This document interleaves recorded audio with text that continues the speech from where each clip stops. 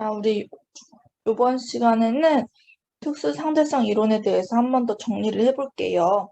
자, 그래서 우리가 이제 갈릴레이의 상대성 원리에 대해서 배웠죠? 자, 그래서 이때 상대 속도에 대해서 배웠습니다. 자, 그래서 A가 이제 속력 30m/s로 이제 등속 운동하고 있고, B가 정지해 있을 때 A가 본 B의 속도에 대해서 배웠었죠.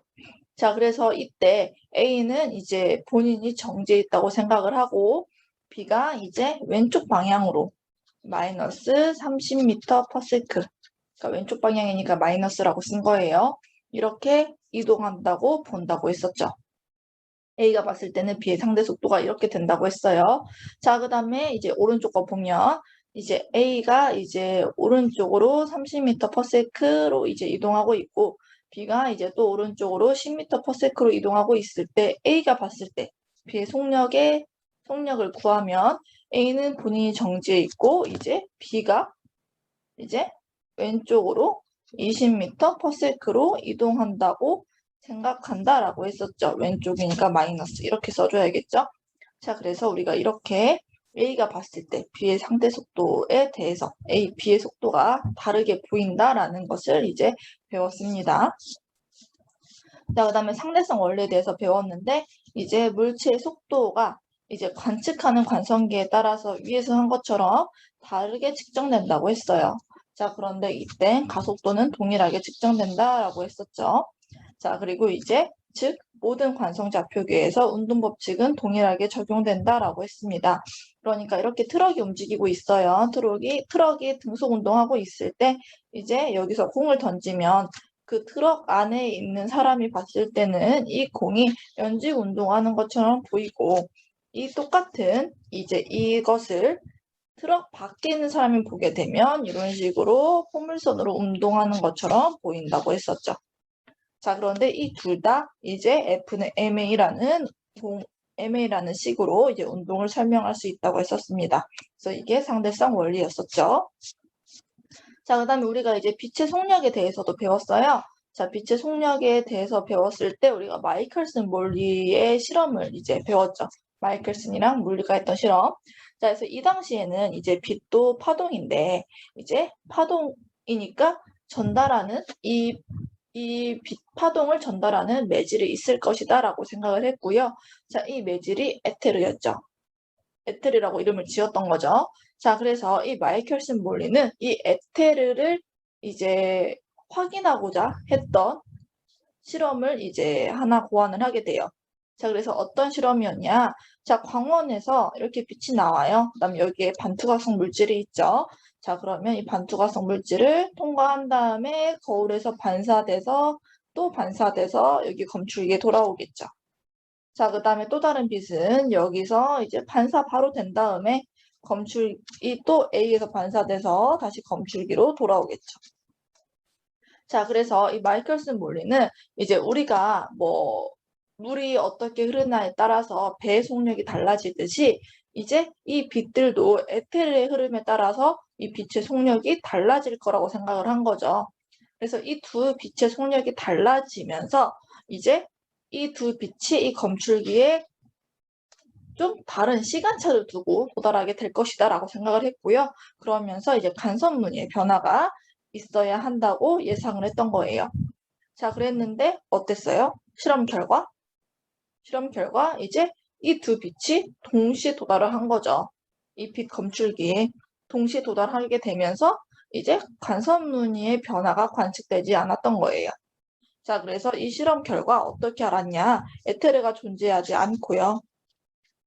빛은 매질 없이 전파되는 파동이다라는 것을 알게 되었죠. 그러니까 이제 마이클스는 예상은 원래 이게 동시에 도달하지 않아서 간섭무늬의 변화가 생겨서 에테르라는 게 있다라는 걸 밝히고 싶었던 거예요.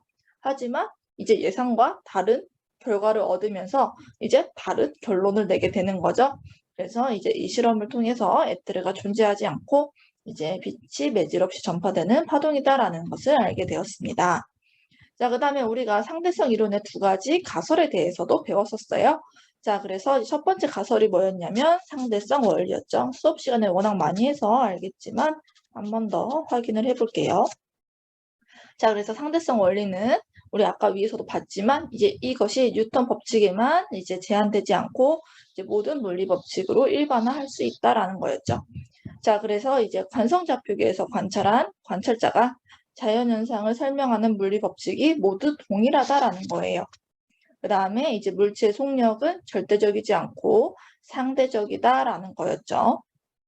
자, 그래서 이제 모든 관성계에서의 물리 법칙은 동일하다. 이것이 상대성 원리였습니다. 그 다음에 또 두 번째가 뭐였죠? 그렇죠. 광속 불변의 원리였어요.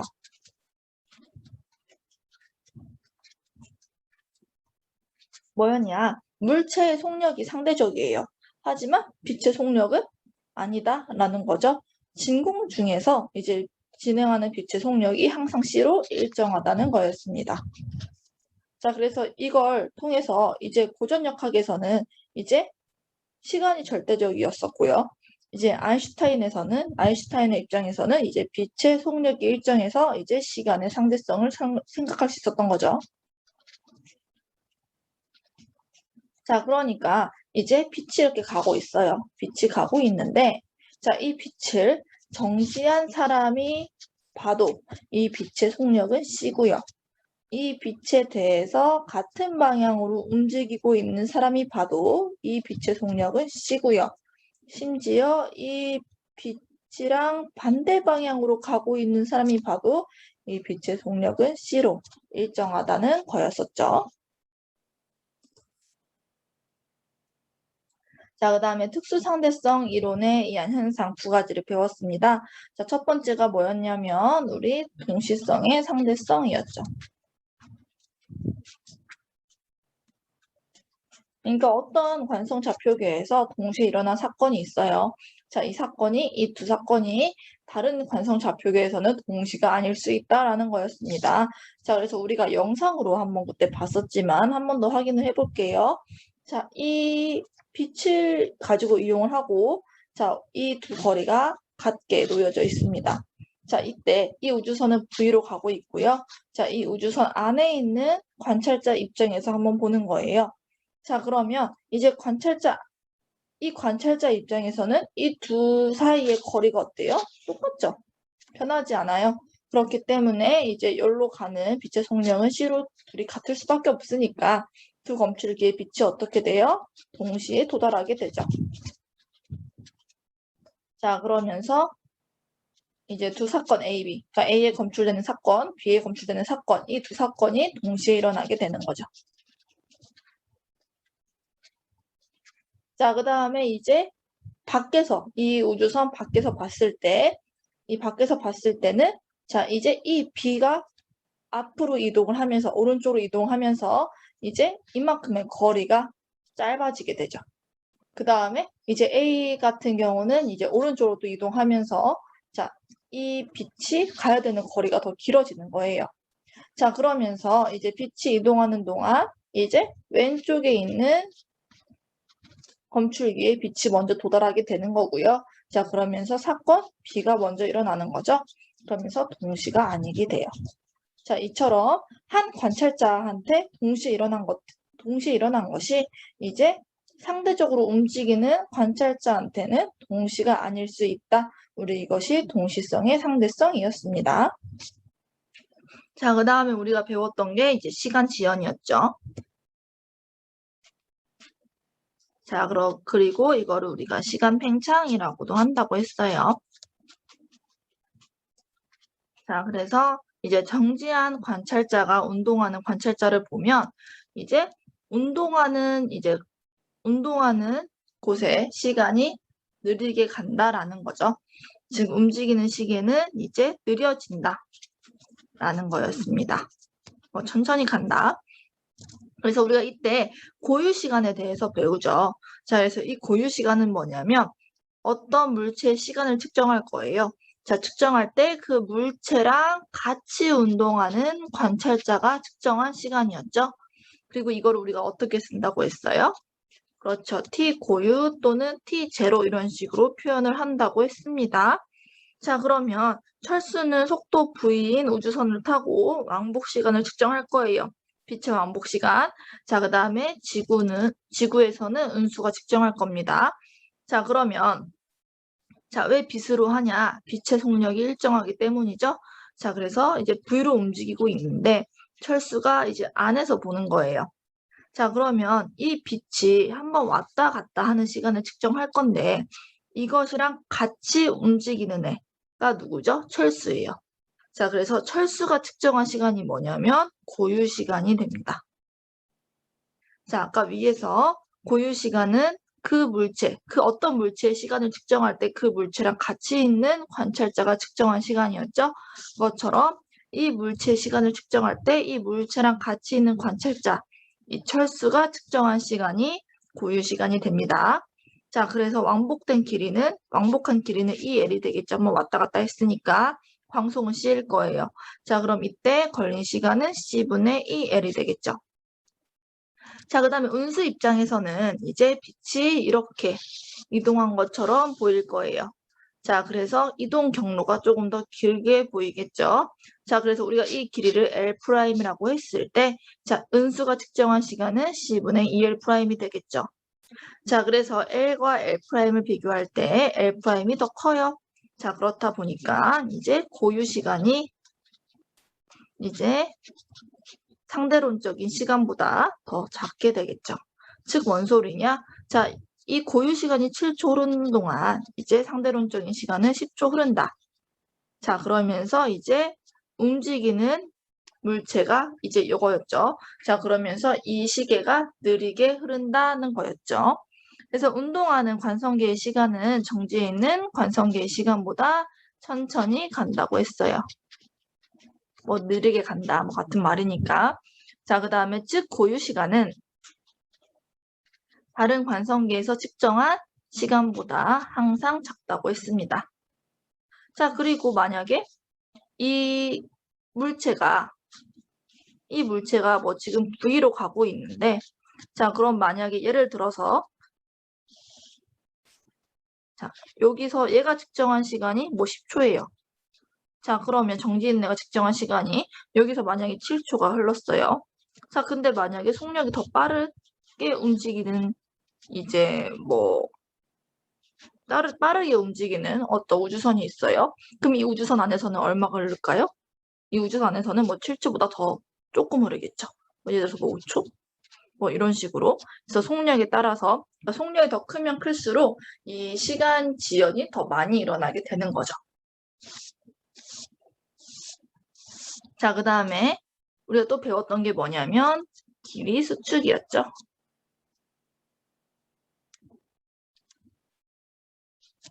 자, 움직이는 물체에서 시간 팽창뿐만 아니라 길이 수축도 일어난다고 했습니다. 자, 그래서 움직이는 물체의 길이가 짧아진다라고 했었죠. 자, 그 다음에 여기서도 고유 길이가 나왔어요. 자, 그래서 이 고유 길이는 이 물체에 대해서 정지해 있는 관찰자가 측정한 물체의 길이였었죠. 자, 그래서 영희가 이제 V의 속력으로 이제 우주선을 타고 가고 있고요. 지구에서 목성까지의 거리를 측정해 볼 거예요. 자, 그 다음 민수는 지구에서 이걸 측정해 보는 거죠.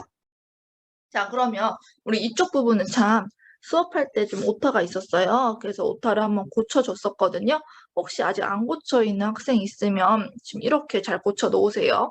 자, 그러면 영희 입장에서 측정한 길이, 그 다음에 민수 입장에서 측정한 길이를 비교해 보면 되겠죠. 자, 근데 이제 이 지구에서 행성까지의 거리에 대해서 정지한 관찰자가 측정한 길이가 고유 길이죠. 지구 행성 사이의 그 거리에 대해서 정지한 관찰자 누구예요? 민수예요. 그래서 민수가 측정한 길이가 고유 길이가 되고요. 그 다음에 영희는 이거에 대해서 움직이고 있죠. 움직이고 있기 때문에 이게 상대론적 길이가 됩니다. 자, 그럼 민수가 측정한 길이는 이제 VT가 될 거고요. 그 다음에 영희가 측정한 길이는 VT 고유가 되겠죠.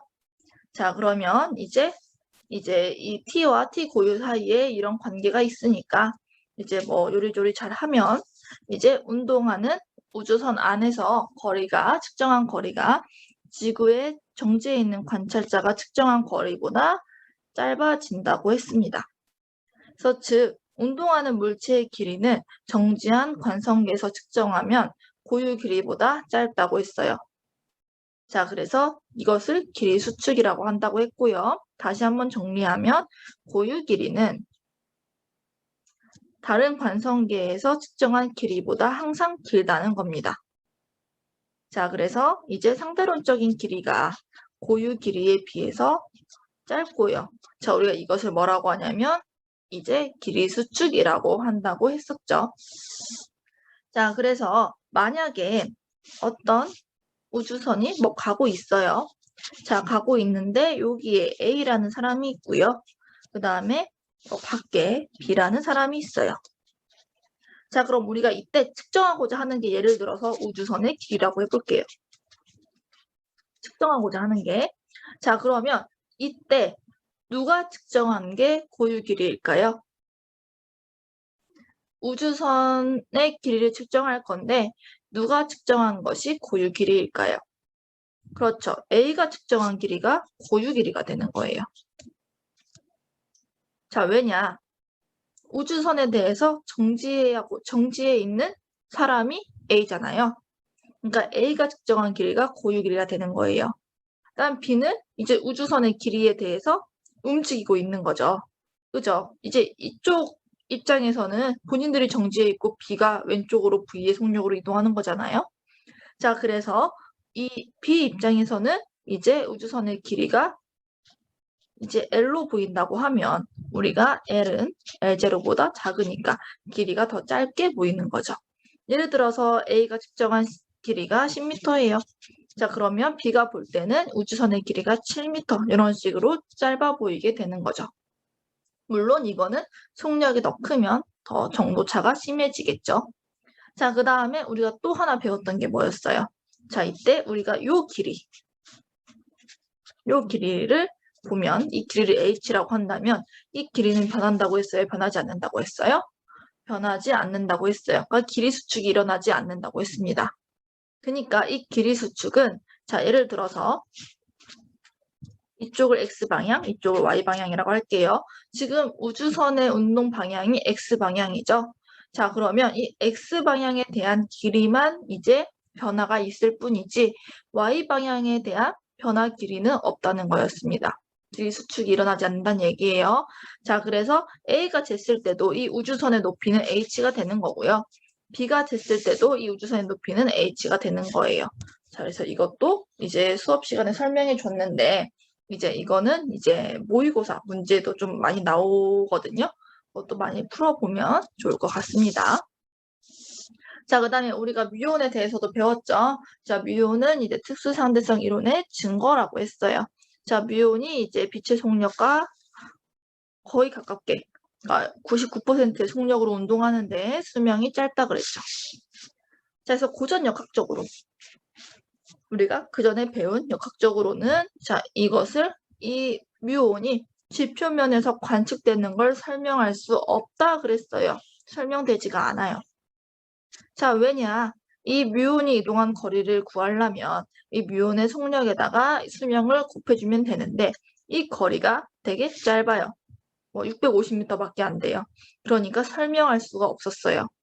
자, 하지만 이제 특수상대성 이론으로는 설명이 가능하게 되죠. 자, 지표면에 있는 관측자가 있어요. 자, 뮤온이 움직여요. 자, 움직이는 물체의 시간은 천천히 흘러요. 시간 지연이 일어나죠. 자, 그러면서 이제 뮤온이 여기까지 올 수 있게 되는 거죠. 자, 그 다음에 뮤온이 움직이고 있는데 뮤온이랑 같이 움직이는 관측자가 있어요. 자, 이 관측자 입장에서는 이제 여기서부터 지표면까지의 이 거리가 어떻게 돼요? 짧아지게 되는 거죠. 자, 그래서 이제 지표면에 있는 관측자 입장에서는 시간 지연으로 설명이 가능하고요. 자, 그 다음에 뮤온이랑 같이 움직이는 관측자 입장에서는 이제 이 관측 길이가 짧아지기 때문에 길이 수축으로 설명할 수 있다고 했습니다. 그래서 고전 역학으로는 설명이 안 되는 현상이 이제 특수상대성 이론으로 설명이 가능하다라고 했었죠. 자, 그 다음에 질량 에너지 등가성에 대해서 배웠어요. 자, 질량을 m이라고 할 때 이 에너지로 환산할 수 있다 그랬죠. 그래서 이는 mc제곱이라고 했고요. 우리가 정지 질량 m0에 대해서도 배웠습니다. 그래서 물체가 정지하고 있을 때도 에너지를 가지고 있다라고 했고요. 이 에너지가 어떻게 되냐? 이 에너지가 이제 m0 c제곱이 된다고 했었습니다. 자, 그 다음에 우리가 상대론적인 질량을 m이라고 했고요. 자, 그래서 물체의 속력이 증가하게 되면 에너지가 증가하게 되니까 질량도 증가하게 된다라고 했습니다. 자, 그래서 이때는 배운 게 뭐냐? 이제 정지했을 때도 에너지를 가지고 있더라. 이는 m0 c제곱이 되고 이제 물체가 움직이게 되면 이제 질량이 증가하게 된다는 것을 배웠죠. 자, 그 다음 원자핵에 대해서 배웠는데요. 원자핵은 이렇게 표시를 하는데 이때 밑에 쓰는 것을 우리가 원자 번호라고 하고 이 원자 번호는 양성자 수를 의미하는 거였죠. 그 다음 위에 쓰는 거는 질량수예요.